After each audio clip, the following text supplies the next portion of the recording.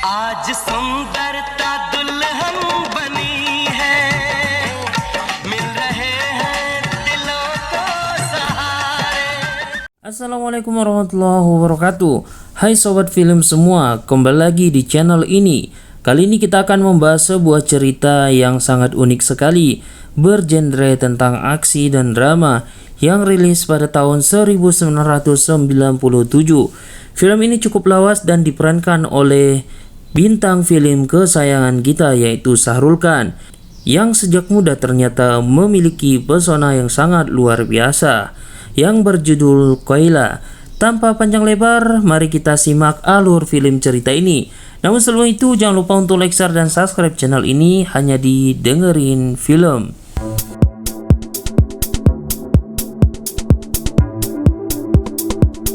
Kita pun diperlihatkan seorang raja bernama Sap yang sedang memburu kawanan burung, dan pemuda ini bernama Sangkar dengan hewan peliharaannya yang sangat setia.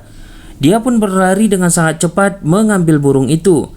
Setelah itu, teman-temannya raja memuji Sangkar karena dia sangat cerdas dan juga tangkas dalam berburu. Dengan bangga, raja pun mengatakan kalau Sangkar adalah salah satu hewan peliharaannya yang paling setia. Mentang-mentang dia raja, dia memuji sekaligus menghina Sangkar. Tapi berbeda dengan istri mudanya yang bernama Bindia. Dia mengatakan kalau Sangkar itu hebat dan bukanlah pemuda biasa. Tidak lama datang anak buah raja yang mengatakan kalau adik raja mengamuk di pertambangan miliknya, dan dia bernama Briswa. Raja langsung marah karena berani-beraninya dia menyiksa para pekerjanya. Raja mengatakan kalau dialah yang berkuasa di sini dan para pekerja harus dilindungi karena mereka juga adalah rakyatnya. Setelah itu pun Briswa pun diusir olehnya. Dia adalah sahabat Sangkar yang bernama Johnny. Johnny ini memiliki keunikan karena dia bisa menirukan suara-suara orang lain. Rupanya Johnny adalah anak pria yang berprofesi sebagai dokter di kerajaan. Di tempat lain, Sangkar melihat raja yang sedang melakukan sesuatu kepada pria yang waktu itu di pertambangan. Karena kaget, Sangkar pun dipergoki oleh Briswa. Briswa pun langsung menyuruh Sangkar agar tutup mulut tentang apa yang ia lihat. Rupanya, raja dan adiknya ini hanya pencitraan saja di depan para penambang tadi. Mereka pun mendengar keributan. Raja langsung turun menenangkan adiknya itu. Briswa mengaku kesal karena Sangkar melihat kejadiannya, tapi dia tidak mau berbicara. Dan bagaimanakah Sangkar mau berbicara sedangkan pada kenyataannya dia itu bisu? Shankar. Karena merasa dirinya melakukan kesalahan, Sangkar pun langsung memohon ampunan kepada raja. Raja pun mengatakan sejak kecil Sangkar dibesarkan olehnya. Meskipun dia bisu, tapi raja sangat percaya kalau Sangkar tidak akan membocorkan tentang apa-apa yang telah dilihatnya. Di malam harinya, yang bisa dia lakukan hanyalah memainkan sulingnya, dan Bindia hanya mengaguminya. Di keesokan harinya, raja mendapatkan kabar dari seorang polisi. Ia pun mengundang raja agar dia datang ke acara pernikahan putrinya, dan dengan sangat senang hati, raja pun akan datang. Kemudian di lain tempatnya, seorang gadis bernama Gauri dengan lahap memakan manisan di depan para pendeta. Padahal itu makanan pemujaan untuk dewa, tapi dia tidak sendiri. Ternyata banyak anak lain yang juga ikut memakannya. Dia yatim piatu dan memiliki seorang kakak laki-laki yang sekarang kerja di luar negeri, sedangkan dia sendiri tinggal bersama paman dan juga bibinya. Saat sedang bermain, kebetulan raja dan si dokter mau lewat.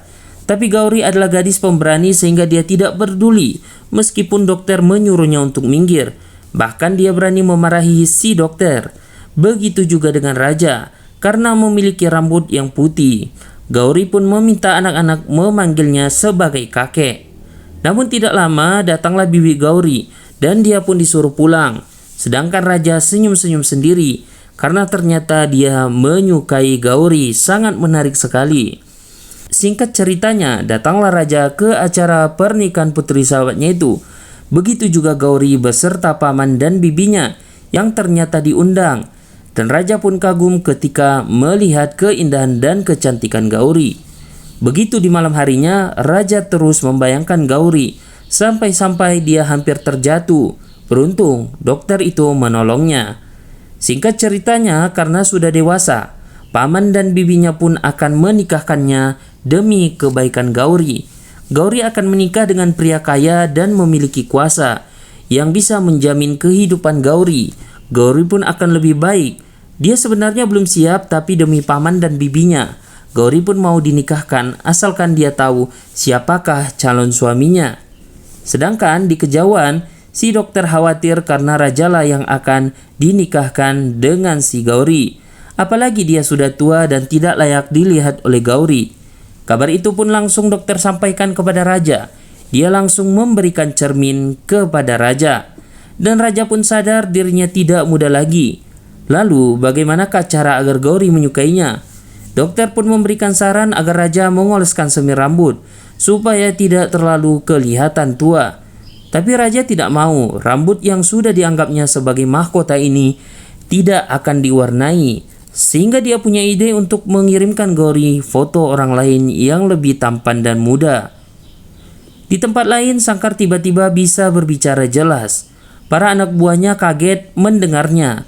Sangkar mengaku akan membocorkan rahasia karena para anak buahnya ini sudah menjelekkan raja. Loh, kenapa tiba-tiba Sangkar bisa berbicara? Apakah sebenarnya memang Sangkar bisa berbicara atau tidak? Nah, disitulah mereka pun memohon ampun agar Sangkar tidak melaporkannya. Padahal itu adalah ulah si Joni yang pandai meniru suara orang lain, dan mereka pun telah tertipu. Nah, singkat ceritanya, Gauri pun dikirim perhiasan dan hadiah yang sangat banyak sekali sebagai tanda lamaran untuknya. Ternyata di situ juga ada fotonya. Tapi foto itu direbut oleh anak-anak, dan anak-anak pun mengatakan kalau laki-laki yang ada di foto tersebut terlihat tampan seperti seorang pahlawan. Namun, foto itu pun segera dia rebut dan ia langsung menutup rapat kamarnya. Setelah matanya terbuka, benar saja dia melihat sosok pemuda tampan, berkarisma. Rupanya itu adalah foto maksudnya foto Sangkar. Bercanda. Gauri pun bahagia seolah-olah sedang berbicara dengannya. Singkat ceritanya, paman, bibinya, dan raja segera merencanakan pernikahan itu. Nah, sedangkan Bindia, istri muda, tidak bisa berbuat banyak. Begitu juga dengan Sangkar yang bahagia melihat raja akan menikah lagi. Dan di keesokan harinya digelarlah pernikahan itu. Tapi tiba-tiba Gauri terkejut karena ternyata pria yang dia lihat di foto itu bukanlah orang yang menjadi suaminya. Dan ketika dibuka dia kaget karena itu adalah raja yang sudah sangat amat tua dan penyok. Sehingga dia pun langsung pingsan. Namun untuk menyempurnakan pernikahan ini, raja pun menyuruh pendeta membacakan mantra supaya ritual pernikahan ini menjadi sah. Di malam harinya, Gauri yang sadar langsung panik karena ia sudah berada di dalam kamar raja. Raja pun mengaku jika dia sudah sah menjadi suaminya. Namun Gauri tidak menerima pernikahan itu dan menolak raja menjadi suaminya. Dan bisa kita lihat raja memperlakukannya dengan kasar, sehingga daripada hidupnya tersiksa, lebih baik Gauri mengakhiri hidupnya sendiri. Namun akhirnya raja pun menghentikannya, sedangkan di luar sana Bindia menertawakan raja karena dia membawa bunga yang baru, tetapi raja tidak bisa untuk menikmatinya. Kemudian diadakanlah pesta pernikahan dengan nyanyian dan tarian yang dilakukan Sangkar dan kawan-kawan. Raja pun kaget ketika melihat Sangkar yang bisa bernyanyi. Tapi ia tidak sadar, rupanya itu adalah ulah Joni. Sangkar pun menari-nari sampai ke tiang lampu. Saat itulah dia terkejut karena melihat Gauri yang sedang sedih berdiam diri di kamar. Lalu siapakah orang yang bersama raja? Dan ternyata dia adalah Bindia.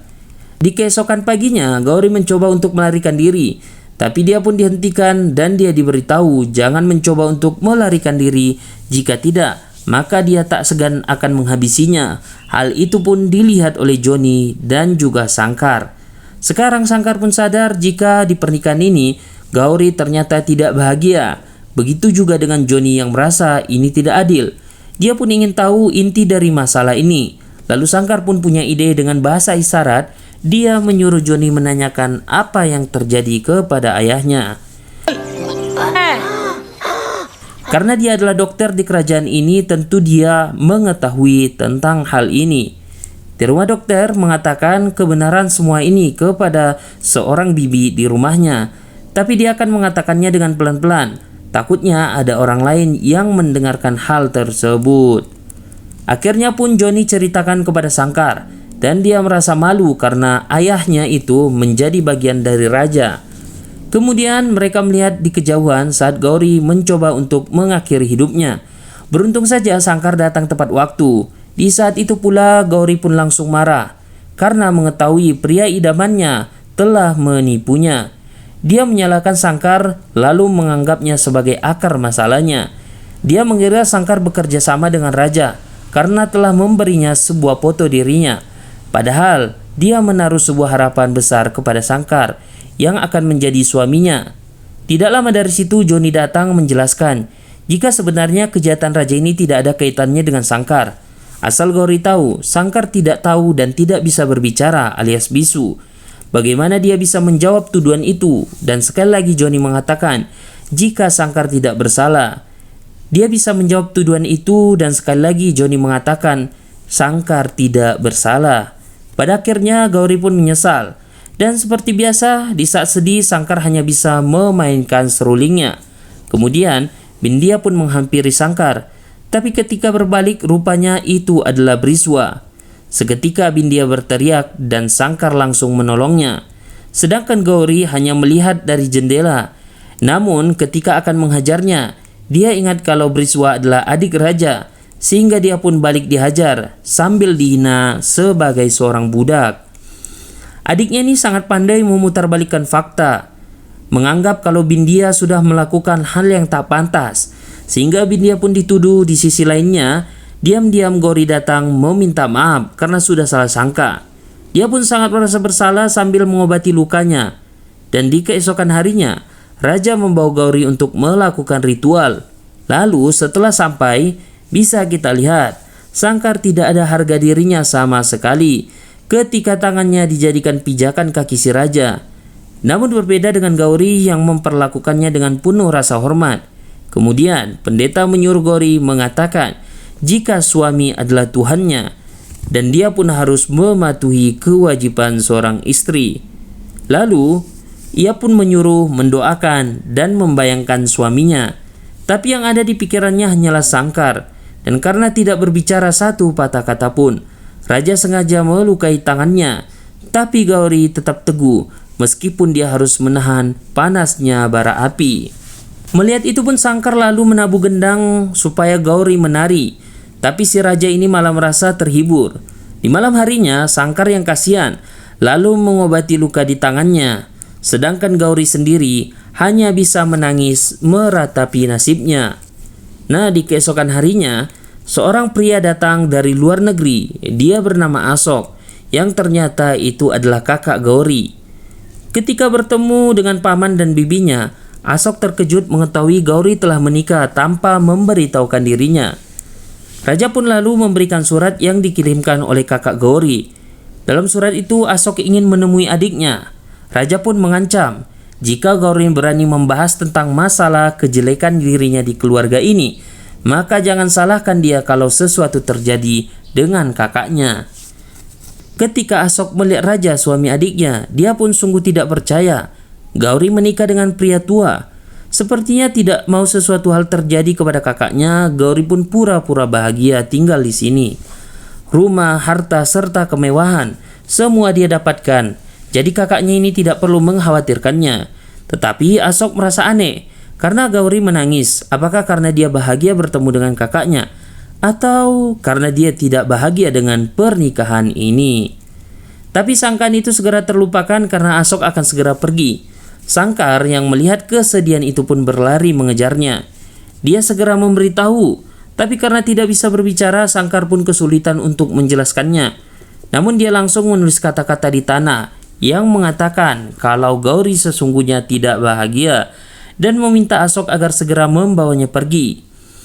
Kecantikan Gauri telah membuat raja tergila-gila sampai dia terjatuh tepat di hadapan kakaknya. Kakaknya melihat kehidupan adiknya yang telah hancur jelas membuat Asok marah. Karena itulah raja telah menipu atas nama pernikahan. Dia pun tidak akan mencari masalah dan akan segera membawa Gauri pergi dari sini. Namun ternyata adik raja yang datang menghajar, sehingga emosinya Asok pun tak tertahankan melihat adiknya terpojok. Raja pun mengambil sebilah pedang dan Gauri berteriak meminta pertolongan. Sangkar pun datang dan kali ini dia melawan raja dan juga adiknya. Namun terlambat karena Asok telah sekarat. Sebelum pergi dia memberikan tanggung jawab penuh untuk menitipkan Gauri kepada Sangkar.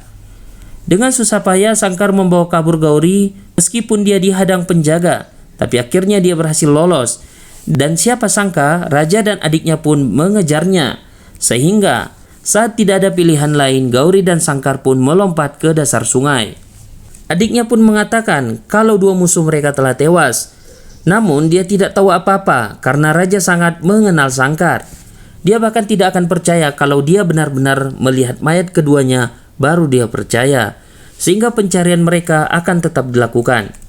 Keesokan harinya mereka akan menyisir seluruh sungai, mencari dan mencari, baik di darat dan di udara. Briswa pun ikut dan akhirnya ia percaya jika kakaknya benar. Sangkar tidak akan mudah mati.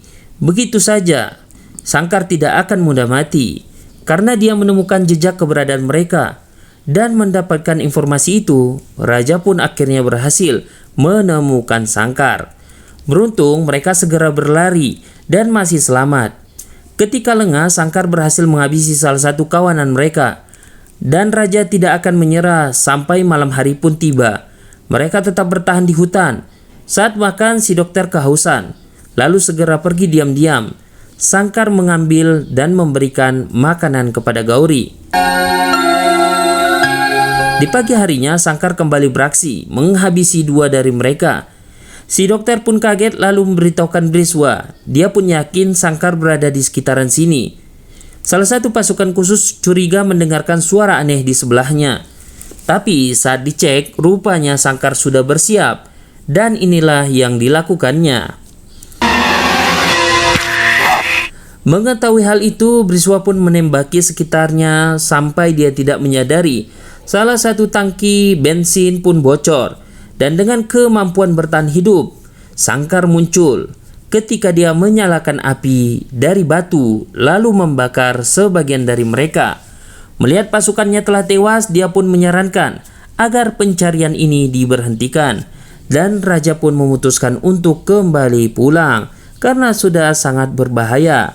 Yang pada akhirnya Sangkar dan Gauri pun kini terbebas dari kejaran itu. Tapi kebahagiaan itu tidak berlangsung lama karena rupanya kepergian mereka adalah jebakan. Gauri pun terluka dan keduanya tertangkap. Pada akhirnya Sangkar pun hendak terbunuh oleh raja. Dan seperti nasib Bindia, raja juga menjual Gauri. Sedangkan si dokter pulang dengan perasaan murung. Sebenarnya dia berharap Gauri dan Sangkar bisa lolos. Tapi nasib berkata lain, Gauri tertangkap sedangkan Sangkar telah tewas, katanya. Mendengar itu, sebagai sahabat, Johnny pun tidak percaya. Di lain tempat, seorang anak kecil dan kakeknya melihat seorang pria di atas pohon. Mereka pun segera menolong dan membawanya ke rumah. Dengan beberapa jahitan, mereka mengobatinya ala kadarnya. Berharap pria ini bisa sembuh. Dan di keesokan harinya, keajaiban pun datang. Ketika Sangkar akhirnya tersadar, si kakek menyuruhnya tetap berbaring. Karena dengan bergerak bisa membuat jahitan di lehernya kembali terbuka. Si kakek pun menyadari jika pemuda ini bisu. Saat mengobatinya, dia melihat beberapa saraf pita suara yang rusak. Tapi dia menemukan salah satu pita suara yang terjepit dan dengan itu ia mengobatinya. Dia berharap pemuda ini dapat berbicara kembali karena dia tahu pemuda ini tidaklah dilahirkan bisu, melainkan mengalami sebuah kecelakaan. Dengan terbata-bata, Sangkar menceritakan kejadian di masa lalu. Saat itu, raja menjadi seorang kontraktor di perusahaan batu bara. Tidak lama, seorang pekerja bernama Harya datang untuk menghampiri raja. Lalu mengabari kalau dia menemukan sebuah batu yang diyakini itu adalah berlian. Harya pun sangat senang karena dirinya akan menjadi kaya raya. Dan bisa kita lihat, raja pun tidak akan membiarkan hal itu terjadi. Kabar bahagia itu Arya sampaikan kepada istrinya. Tapi naas, dia dan istrinya tewas oleh dua orang yang tidak dikenal. Rupanya mereka adalah orang tuanya Sangkar. Dia pun sangat ingat kedua pelakunya. Tapi tiba-tiba dari belakang muncul tangan yang memasukkan bara api ke dalam mulut Sangkar. Nah, setelah itu raja pun tidak akan mengampuni perbuatan keji yang dilakukan oleh para pelaku itu. Dia pun mencari mereka yang telah membuat Sangkar menjadi bisu. Dan dibantu oleh sahabatnya polisi, Sangkar pun dimintai melihat di antara kerumunan. Siapa tahu para pelakunya ada di sana, dan Sangkar melihat mereka di kejauhan. Segera raja memerintahkan Dik untuk mengejarnya. Lalu ketika di pemakaman, polisi Dik berhasil menangkap mereka berdua. Katanya mereka adalah penjahat yang paling berbahaya, dan saat penangkapannya keduanya pun terbunuh. Disitulah raja menganggap jika hukum telah mengadili kematian kedua orang tuanya Sangkar. Sejak saat itu, raja berjanji akan menjadi orang tua angkat bagi Sangkar. Dan mendengar ceritanya, si kakek ikut prihatin. Dan Sangkar berteriak memanggil nama Gauri. Di sisi lainnya, Gauri juga merasakan keberadaan Sangkar. Bindia pun lalu menenangkan dan mengatakan kalau mereka bernasib sama dan mengalami penindasan oleh raja. Dan Gauri pun harus sabar, telah kehilangan Sangkar. Namun Gauri sangat yakin jika dia masih hidup karena dia bisa mendengarkan. Dari situlah Bindia makin sedih karena nyatanya Sangkar itu bisu. Jadi bagaimana dia bisa berbicara? Gauri pun diminta untuk mengikhlaskan serta menerima kenyataan pahit ini. Di lain tempat datanglah dua orang pria yang merupakan rekan bisnis raja. Mereka bernama Ranpir dan Dilapar. Bisa dilihat mereka lah pelaku yang telah menewaskan kedua orang tua Sangkar. Selama 20 tahun mereka berbisnis berlian dengan cara menghabisi orang tuanya Sangkar, lalu mengirim teman-temannya ke luar negeri. Itu semua berkat bantuan Dik yang membuatnya seolah-olah mereka terbunuh. Dan menurut catatan hukum, keduanya dianggap sudah tewas 20 tahun yang lalu. Di sisi lain, Sangkar mulai membaik saat dia kehilangan selendang yang pernah Gauri berikan. Tanpa sadar dia pun berlari sekuat tenaga dan malah memberikannya sebuah kekuatan baru. Kemudian Gauri pun dijual dan dibeli oleh mereka. Di kejauhan muncullah Sangkar yang begitu emosi. Ia pun mengingat keduanya ketika ia memanggil Gauri. Di situ pun ada Briswa yang terkejut melihat Sangkar yang kini bisa berbicara. Tapi dia belum tahu jika Sangkar telah memiliki kekuatan baru dengan segala motivasinya untuk membalas kehidupannya yang telah hancur. Dan Sangkar pun berhasil menghabisinya. Kemudian Gauri yang sadar telah diculik berontak sehingga mobil mereka pun hampir masuk ke jurang. Dan Gauri pun bahagia ketika saat itu melihat pujaan hatinya yang masih hidup. Tidak lama, salah satu dari mereka datang meminta menyerahkan Gauri karena dia sudah membelinya. Namun Sangkar mengatakan jika dirinya lah yang akan membeli si pria ini. Sangkar pun mengingat 20 tahun lalu orang tuanya telah dihabisi olehnya. Yang pada akhirnya Ranpir pun mengingat kalau di hadapan mereka itu adalah Sangkar. Sebelum jatuh, Sangkar ingin tahu siapakah orang ketiga yang telah memasukkan bara api ke mulutnya. Akhirnya mereka pun memberitahu pelakunya adalah raja itu sendiri. Sangat membagongkan ternyata. Kemudian Sangkar menceritakan masa lalu dan bagaimanakah sekarang dia bisa berbicara. Sedangkan Gauri tidak akan menceritakan masa lalunya karena melihat Sangkar masih hidup dan bisa berbicara itu sudah menghapus kesedihannya. Nah, di malam harinya ketika Johnny dan ayahnya tertidur, mereka dikejutkan dengan suara ketukan pintu dari luar. Dia pun akan berpihak kepada Sangkar. Raja marah dan mencari siapakah musuh yang sudah menghabisi adiknya. Tiba-tiba mereka dikejutkan dengan teror sesosok jasad yang dilempar. Dan itu adalah Ranpir, teman raja. Begitu juga dengan Dilpar ditelepon oleh raja mengenai kematian Ranpir. Padahal itu adalah Johnny yang pandai menirukan suara orang lain. Dilapar pun akan ke rumah raja. Namun dia dikejutkan dan dikejar seseorang. Diajaklah dia ke mobil dan Gauri membawanya ke tambang batu bara. Disitulah Gauri menjebak dan mengatakan jika orang bernama Sangkar ingin bertemu dengannya. Dia mengatakan Sangkar adalah putra Arya, seorang anak yang telah menyaksikan kematian kedua orang tuanya 20 tahun lalu. Dan tidak lama orangnya pun muncul Seberapa besar dia bersembunyi dan berlindung, Sangkar tidak akan pernah membiarkan orang-orang itu tetap hidup. Di keesokan harinya, di tambang batu bara, orang-orang terkejut dengan penemuan jasad dilapar yang tiba-tiba muncul kembali suara yang mengungkapkan jika dilapar adalah orang yang menghabisi Haria dan istrinya 20 tahun silam. Tidak lupa dia juga mengungkap kalau polisi pura-pura untuk menembak para penjahat itu. Atas perintah raja, lalu raja pun merebut berlian yang ditemukan di tambang batu bara ini. Dia akan melaporkan kejadian ini, tapi raja membungkamnya dengan memasukkan bara api ke mulutnya. 20 tahun lamanya dia bisu, dan dia beserta para pekerja dibodohi hingga dibuat mempercayai raja. Tapi hari ini para pekerja harus tahu jika semua biang keladi kejahatan ini adalah raja. Mendengarkan hal itu, raja malah membalikkan fakta. Ia mengatakan jika Sangkar hanya menutupi kebohongannya, karena Sangkarlah orang jahat yang sudah membawa kabur istrinya. Namun, Gauri pun datang tepat pada waktunya, memberitahu fakta baru jika paman dan bibinya lah yang mengirim foto Sangkar kepada dirinya, sehingga dia mau menikah, dan si paman pun mengakui atas keserakahannya akan harta. Dia menyerahkan Gauri kepada raja, begitu juga si dokter yang membela. Seketika para pekerja ini melempari si raja. Namun ledakan pun terjadi karena ternyata Dick melemparkan granat. Tapi itu adalah senjata makan tuan, karena Dick tewas oleh senjatanya sendiri. Melihat teman-temannya sudah tiada, raja pun melarikan diri ke atap sebuah kereta. Dan raja pun sudah salah besar, karena Sangkar tidak akan pernah berhenti untuk mengejarnya, hingga dia pun berhasil menghentikannya setelah terpojok. Raja pun memohon ampunan. Dia mengatakan kalau Sangkar sudah dibesarkan dan ia berikan kehidupan. Namun ini semua hanya demi perbudakan dan keserakan raja sendiri. Dahulu Sangkar pernah merasakan api yang menyebabkan suaranya hilang. Kali ini api itu jugalah yang akan melenyapkan raja. Dan setelah itu film pun berakhir. Oke, bagaimana teman-teman semua? Kita mungkin akan kembali ke masa lalu, nostalgia film-film India pada tahun 1990-an. Dan terima kasih sudah menonton sampai di detik ini, dan sampai jumpa di alur film cerita selanjutnya. Pesan yang dapat kita ambil dari film ini adalah tentang bagaimana motivasi dan semangat juang yang tak akan pernah padam membawa seseorang pada tujuannya dan pada kebaikan untuk dirinya dan orang di sekitarnya. Terima kasih telah menonton film ini, and see you.